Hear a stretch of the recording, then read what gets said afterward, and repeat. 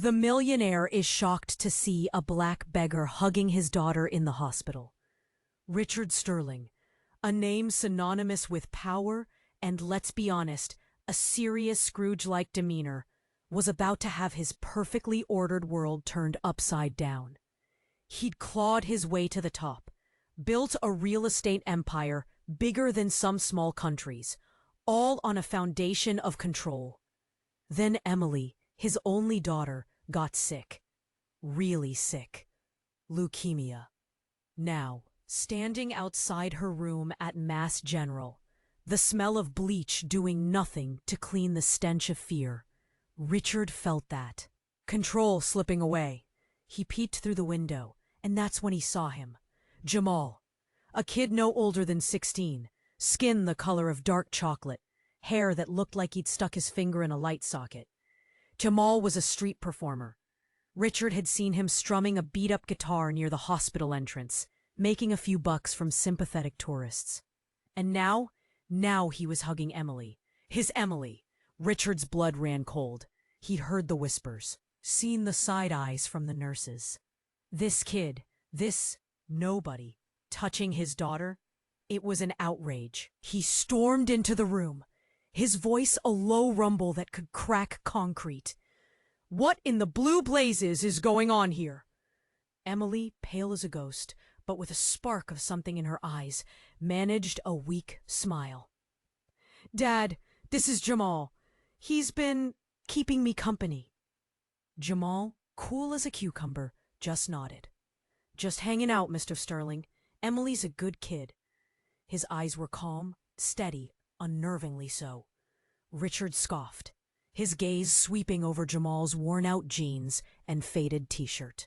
I hardly think your company is what my daughter needs. She needs the best doctors, the best treatment, not this. He waved a dismissive hand at Jamal, the unspoken words hanging heavy in the air. A charity case. He went to practically shove Jamal out when a nurse burst in, her face whiter than Emily's. Mr. Sterling, we need you. Emily's vitals are crashing. Panic ripped through Richard, eclipsing his anger. He looked at Emily, her eyes wide with fear, then back at Jamal, who stood frozen in place. Chaos erupted, doctors swarmed, machines beeped, and Richard felt utterly, uselessly helpless. Then he saw Jamal, standing in the corner, whispering something under his breath. And the beeping, it started to slow. Emily's vitals, they were stabilizing. Later, after the storm had passed, Richard found Jamal in the hospital chapel, a place he hadn't set foot in since his own father died. What were you whispering? Richard's voice was softer now, tinged with a desperate hope he hated to admit. Jamal hesitated, then mumbled, "Just a little prayer my grandma taught me. Said it always helped." Richard stared at the kid, suspicion battling with that sliver of hope. This whole thing was too weird, too unsettling. He needed answers. The next morning, Jamal was gone, vanished. The nurses hadn't seen him. Richard's own security team, usually tighter than Fort Knox, drew a blank. He walked into Emily's room, his gut twisting. "Do you know where Jamal went?" Emily just shook her head, her eyes sad. "He said he had to go. Something about his mom needing him." Richard stormed out, pulling out his phone. He dialed a number, a private investigator he used for the really dirty stuff. "Find Jamal. Find him fast. I need to know everything about him, his mom.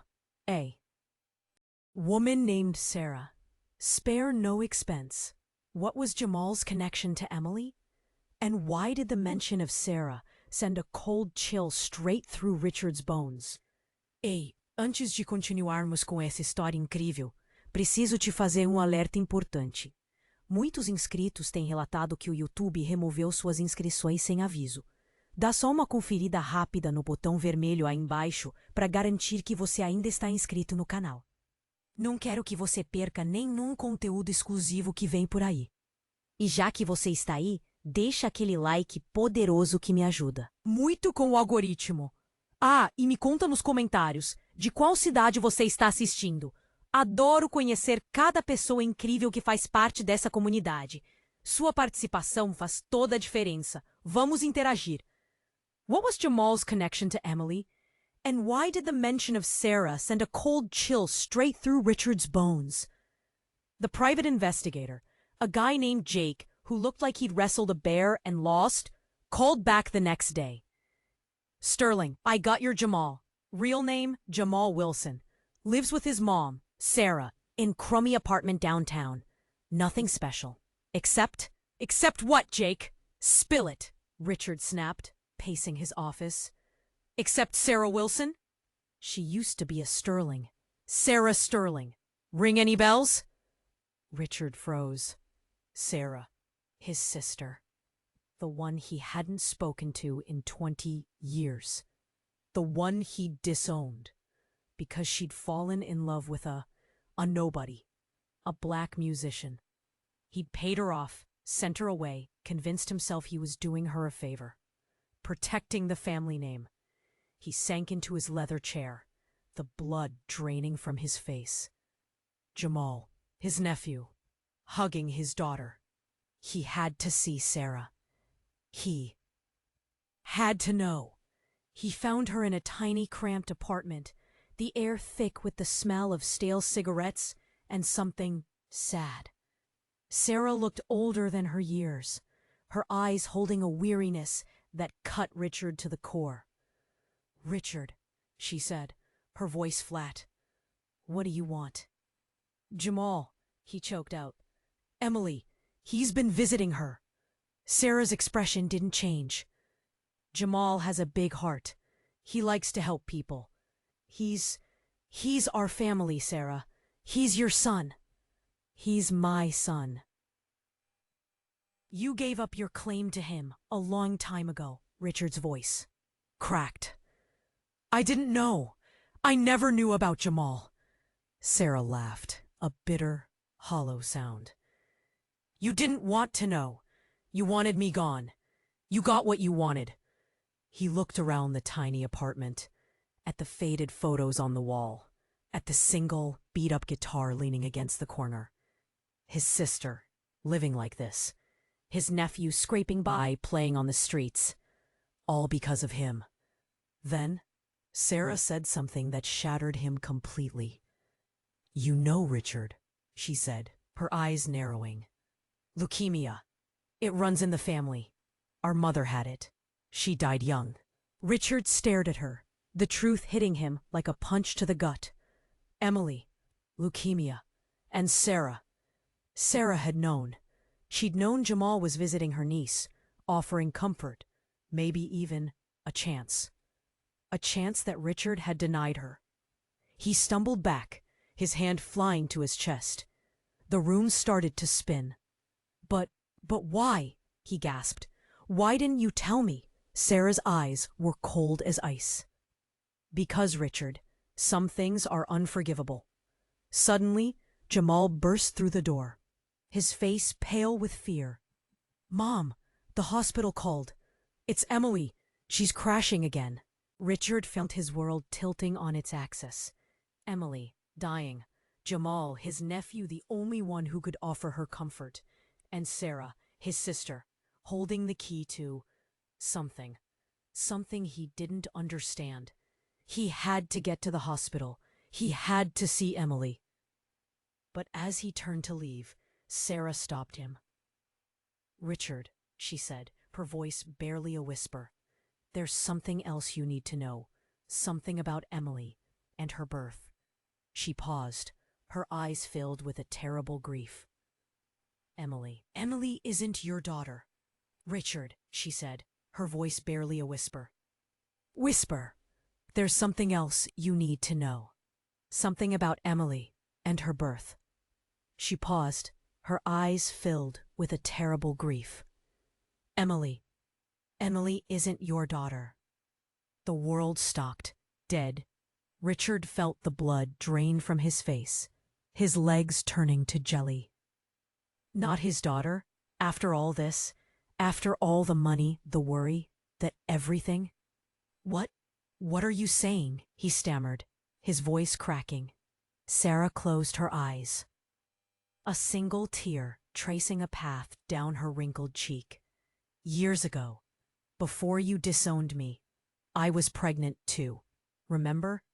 I told you. You didn't care. Richard remembered, vaguely. He'd been too busy building his empire. Sarah's problems had been an inconvenience.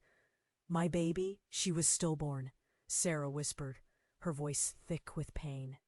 A little girl. We named her Emily. Richard's head swam. 2 Emilys. One lost, one. Your wife, Elizabeth? She couldn't have children, could she? You were desperate for an heir. She was resourceful. Sarah opened her eyes, and the look in them was like a knife. Elizabeth. She stole my Emily, swapped her with some other baby, pretended she was yours. She paid off the nurses, the doctors, everyone. She made sure I never knew, until now. The pieces slammed into place, a horrifying mosaic of lies and deceit. Elizabeth's coldness, her obsession with appearances, the way she'd always kept Richard at arm's length. It all made sense. He remembered the adoption papers he signed. It was all a hoax. He stumbled back, clutching at his chest, his heart hammering against his ribs. Everything he thought he knew, everything he'd built his life on, was a lie. Emily, his Emily, wasn't his at all. She was the child of strangers, Sarah's dead granddaughter, stolen and raised as his own. The hospital. Emily was crashing. He had to get there. But what to do with this knowledge? What could he possibly do? Just then, Jamal grabbed his arm, his eyes wide with panic. "Mr. Sterling, we gotta go, now!" They raced out of the apartment, the truth pounding in Richard's ears. Sarah's words echoed in his mind. "Emily isn't your daughter." As they pulled up to Mass General, sirens blared outside. A swarm of doctors and nurses were rushing into the emergency entrance. Jamal pushed through the crowd, Richard close behind. They burst into Emily's room. It was empty. The bed was stripped bare. The machines were silent. A nurse rushed up to them, her face grim. "Mr. Sterling, I'm so sorry. Emily, she didn't make it." Richard's knees buckled. Emily was gone. His Emily. The girl he'd raised, the girl he loved, the girl who wasn't even his. Then the nurse added, "And there's something else. Before she passed, she kept calling for someone named Elizabeth. Said she had something to confess." Richard's blood ran cold. Elizabeth. It came from down the hall. A high-pitched, desperate wail. It was Elizabeth. Richard and Jamal rushed towards the sound. They found Elizabeth surrounded by police officers, her face contorted with grief and something else, something dark and twisted. In her hands, she clutched a blood-stained scalpel, and at her feet lay the lifeless body of a newborn baby. "She did it for you, Richard!" Elizabeth shrieked, her eyes wild with madness. "She was never really yours. I gave you another one, a real heir." "She did it for you, Richard," Elizabeth shrieked, her eyes wild with madness. "She was never really yours. I gave you another one, a real heir." Richard stared, dumbfounded. "Another baby?" He looked at the tiny body on the floor, then back at Elizabeth, her face a mask of insane devotion. He couldn't breathe. Jamal grabbed him, pulling him away from the horrifying scene. "We gotta get out of here, Mr. Sterling, now!" But Richard was frozen. He couldn't move. He couldn't think. Elizabeth? A murderer? And a baby? Another lie? Suddenly, a detective approached them, his face grim. "Mr. Sterling, we need to ask you some questions. Both of you." They were led to a small, sterile room. The detective, a woman with tired eyes, sat across from them. "Mr. Sterling, she began, her voice calm but firm. "We need to understand what happened here tonight. And we need to talk about Emily. And about Elizabeth's history." Richard felt a cold dread creeping up his spine. What was she going to say? What else could possibly go wrong? The detective paused, then took a deep breath. "Mr. Sterling, do you know anything about Elizabeth's first marriage?" Richard shook his head. Elizabeth had always been secretive about her past. He knew she'd been married before, but she never talked about it. Elizabeth's first husband, he died under suspicious circumstances, the detective said, her eyes fixed on Richard. An accidental overdose, they called it. But there were rumors that Elizabeth had helped him along. Richard's mind reeled. Murder? Elizabeth? Twice? "And there's something else, Mr. Sterling," the detective continued, her voice dropping to a near whisper. "We ran some DNA tests on Emily and on you." Richard held his breath, his heart pounding in his chest. He already knew Emily wasn't his daughter. What more could there be? The detective leaned forward, her eyes locking with Richard's. "Mr. Sterling, you're not Emily's father. But you're not related to her at all, not even distantly." Richard stared at her, his mind blank. What did she mean? If Emily wasn't Sarah's granddaughter, and she wasn't his, then who was she? "We traced Emily's DNA to another family," the detective said, her voice barely audible. "A family with a history of genetic anomalies. A family where children are sometimes born different." She paused, then dropped the bombshell. "Mr. Sterling, Emily had a rare genetic condition. A condition that often manifests in enhanced abilities that defy explanation." Richard stared at her, his mind struggling to comprehend. Enhanced abilities? What was she saying? "Mr. Sterling," the detective said, her voice grave, "Emily was one of the gifted ones." The room spun. Richard felt like he was falling down a rabbit hole, tumbling into a world of secrets and lies and superpowers. He looked at Jamal, who was staring at the detective with wide, disbelieving eyes. But that's impossible," Richard stammered. "That's science fiction." The detective just shook her head. "Sometimes, Mr. Sterling, the truth is stranger than fiction." Then she added, "And there's one more thing. Before Emily died, she whispered a name we need to find, a name that might explain everything." She leaned in closer, her voice barely a whisper. She said, "Professor Moreau." Richard felt a chill run down his spine. Professor Moreau? The name sounded familiar. Somehow sinister. Just then, the lights flickered and died. The room plunged into darkness. A scream echoed in the darkness. Then silence. When the emergency lights flickered back on, the detective was gone. And so was Jamal. When the emergency lights flickered back on, the detective was gone. And so was Jamal. Richard's head was swimming. Professor Moreau, gifted ones, missing detectives, missing nephews. It was too much. Way too much. He stumbled out of the room, the sterile hospital hallway suddenly feeling like a labyrinth. He had to find Jamal. He was the only one who could make sense of this madness. He pulled out his phone, fumbling with it in his trembling hands. No signal. Of course. He started running, his expensive shoes squeaking on the polished floor. Nurses stared. Doctors whispered, but he didn't care. He had to find Jamal.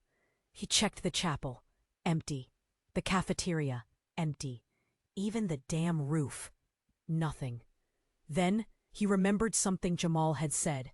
way back when they first met Emily. Something about his mom needing him. Sarah. He ran back to the apartment, his lungs burning. He burst through the door, expecting to find Sarah distraught, but she was gone too.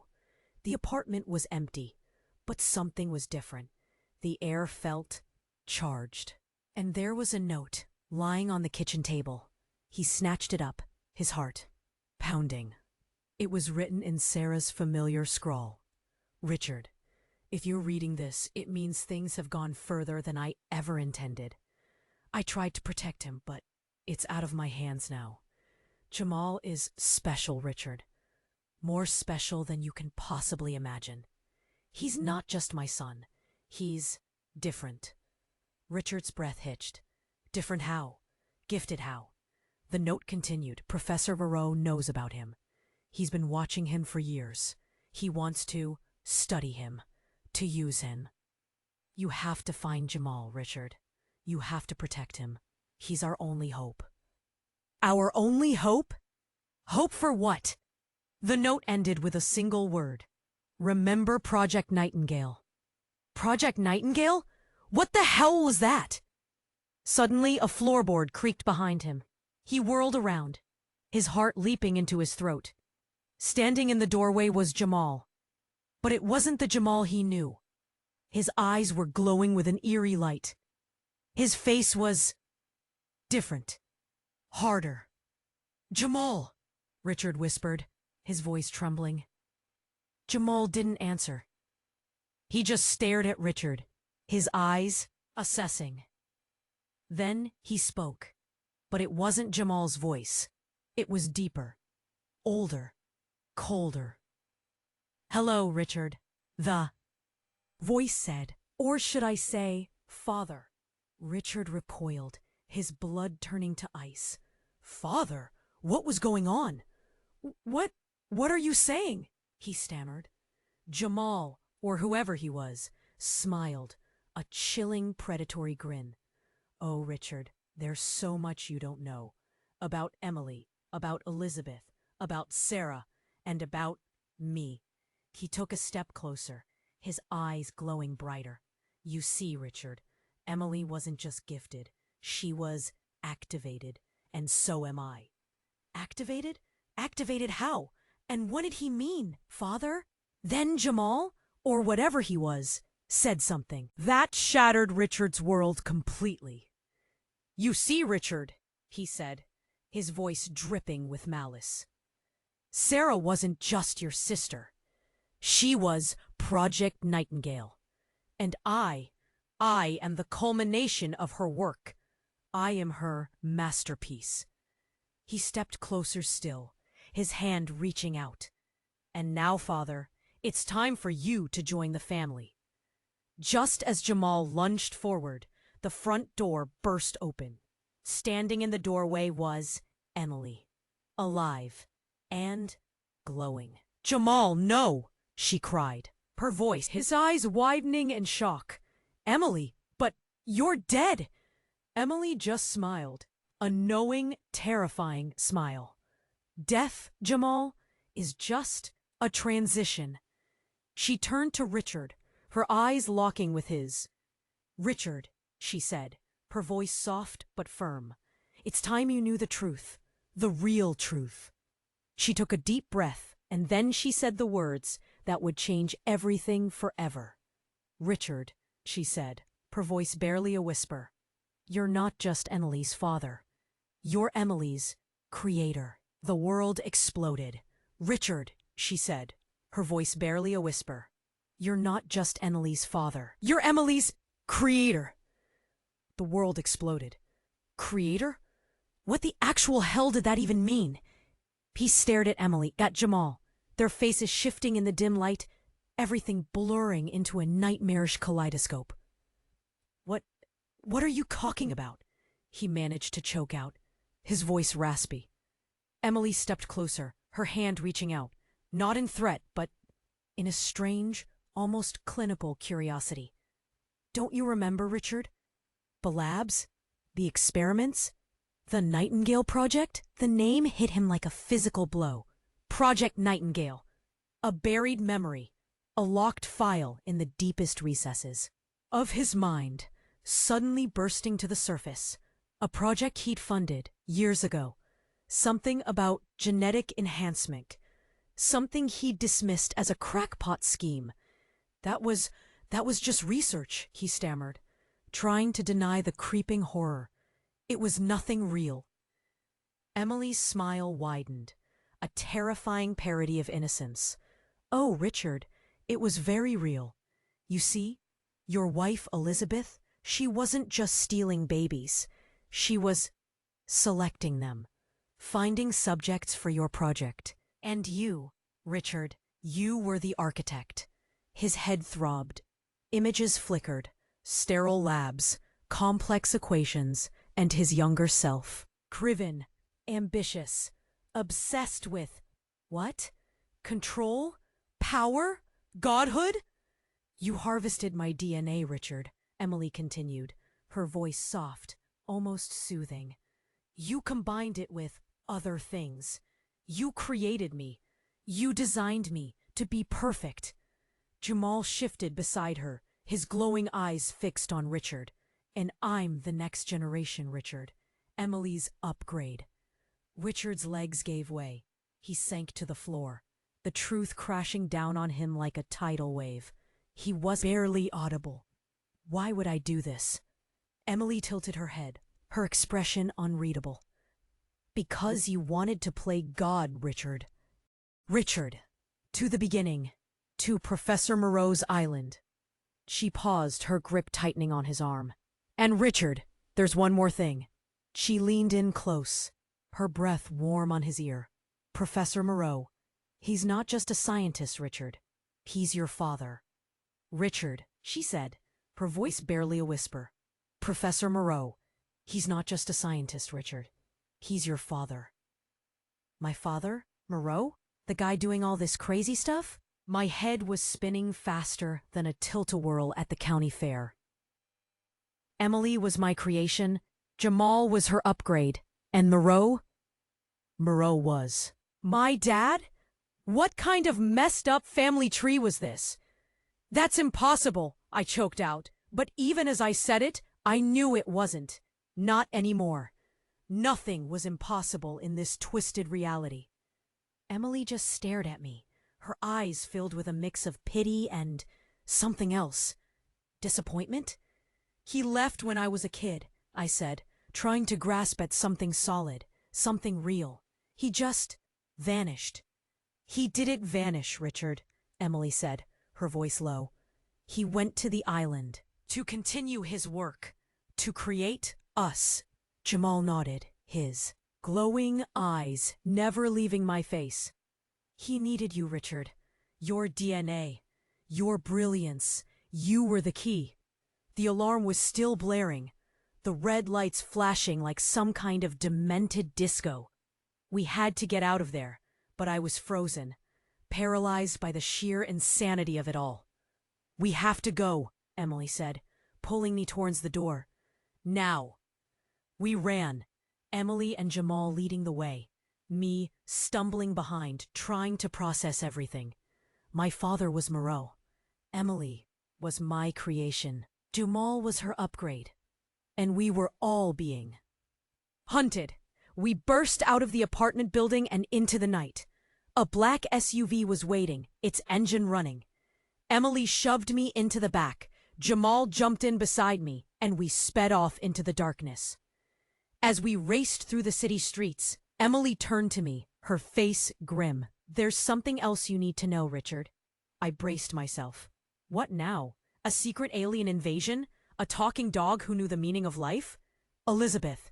She wasn't just stealing babies for Moreau. Emily said, her voice barely a whisper. She was working for someone else.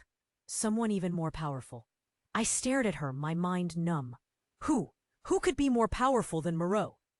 Emily hesitated, her eyes filled with a strange mixture of fear and respect.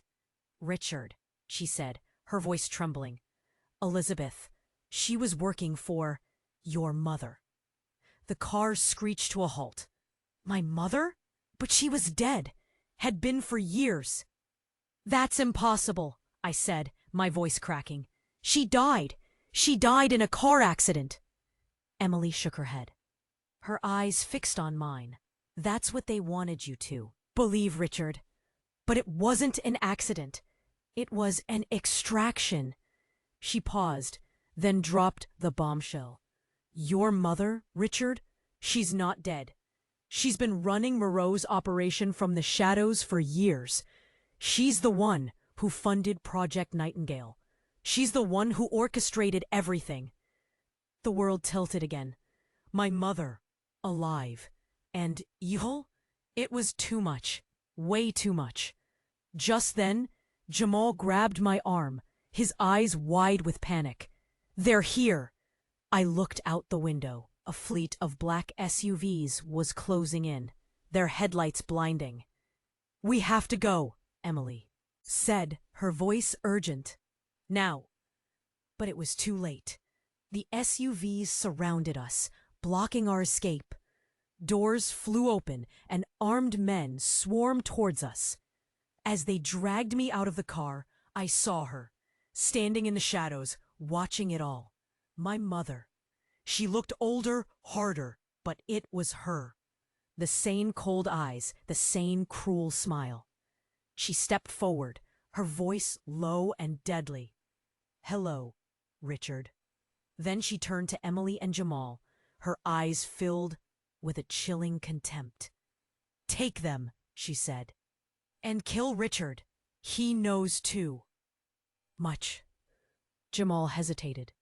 Then, with a look of pure betrayal, he turned to me. Sorry, Richard, he said, but she's my mother too. The last thing I saw before everything went black was Emily's face.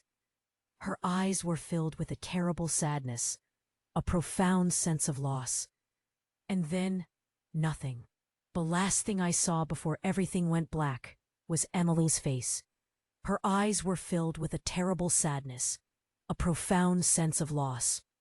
And then, nothing. I woke up in a cold, steel room.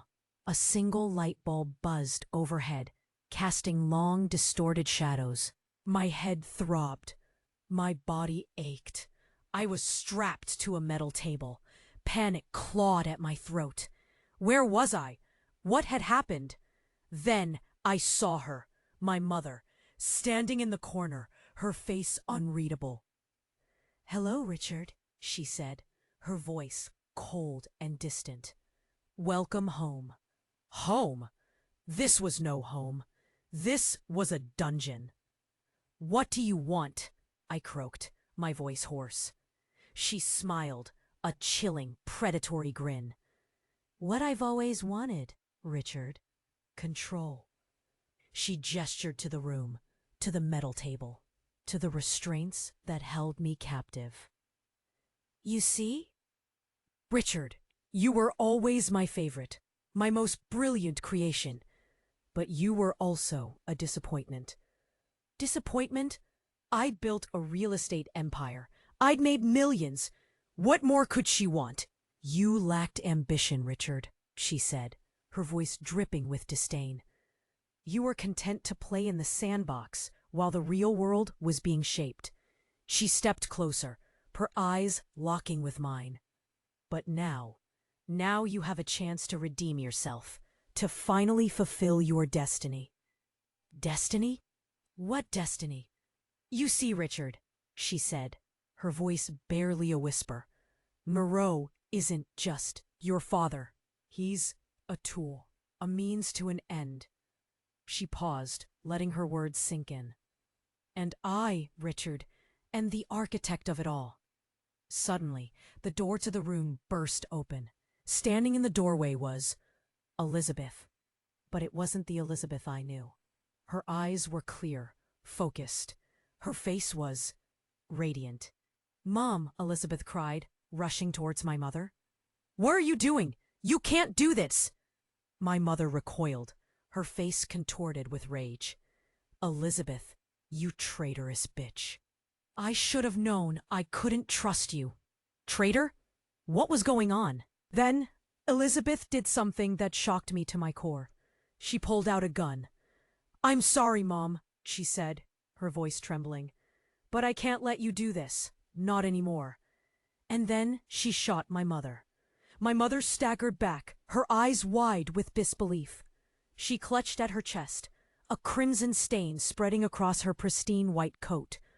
Elizabeth, she gasped, her voice barely audible. Why? Elizabeth stepped closer, her face etched with pain. Because I loved him, Mom, and you were destroying him. My mother collapsed to the floor, her eyes staring blankly at the ceiling, dead. Elizabeth stood there for a moment, the gun still clutched in her hand, her body shaking. Then she turned to me, her eyes filled with tears. Richard, she said, her voice barely a whisper, I'm so sorry. I know I've done terrible things, but I did it all for you. She rushed to my side, fumbling with the restraints that held me captive. We have to get out of here, Richard, now, before they come for us. As she released me from the table, I saw something out of the corner of my eye, a figure standing in the shadows, watching us. It was Emily, and she was smiling. Emily era quem estava sorrindo. A Emily que eu vi morrer? Que diabos estava acontecendo ali? Elizabeth me soltou e cambaleou para trás, olhando de mim para Emily com os olhos arregalados, como se visse um fantasma. O pior, você não deveria estar aqui, ela sussurrou, a voz embargada. Emily apenas sorriu, aquele sorriso que não era nada do que eu conhecia. Enganar a morte é uma habilidade útil, Elizabeth, principalmente quando se tem planos. Planos? Que planos? Eu estava perdido, confuso, a cabeça doendo. Tudo estava girando rápido demais. Richard, Emily disse, se virando para mim. Precisamos ir, agora. Mas o que está acontecendo? Eu gaguejei, apontando para Elizabeth, depois para o corpo da minha mãe no chão, depois para a própria Emily. Eu não entendo nada. Você não precisa entender agora. Ela respondeu, me pegando pela mão e me puxando para fora da sala. Só confie em mim. Confiar? Como eu poderia confiar em alguém? Elizabeth tinha me manipulado e traído. Minha mãe era uma sociopata. Meu pai era um cientista maluco. E Emily? Emily era o quê? Uma arma? Um experimento? Um fantasma? Mas eu não tinha escolha. Elizabeth me seguiu para fora, tropeçando, ainda em choque. Corremos pelos corredores vazios, o alarme soando alto nos meus ouvidos. Encontramos uma saída e caímos na noite. Um carro estava esperando, o motor ligado. Emily pulou no banco do motorista. Elizabeth e eu nos espremendo atrás. Ela pisou fundo e saímos cantando pneus. Onde estamos indo? Eu perguntei, a voz tremendo. Para um lugar seguro, Emily respondeu, o olhar fixo na estrada. Um lugar onde ninguém pode nos encontrar. E para onde é esse lugar? Emily sorriu de novo, aquele sorriso que me dava arrepios. Para o começo, Richard. Para a ilha. A ilha. A ilha de Moreau. O lugar onde tudo tinha começado. O lugar onde toda essa loucura tinha nascido. Eu não queria ir para a ilha, mas eu também não queria ficar ali. Não tinha para onde fugir. Enquanto dirigíamos pela noite, o silêncio no carro era quase insuportável. Elizabeth estava encolhida no banco, chorando baixinho.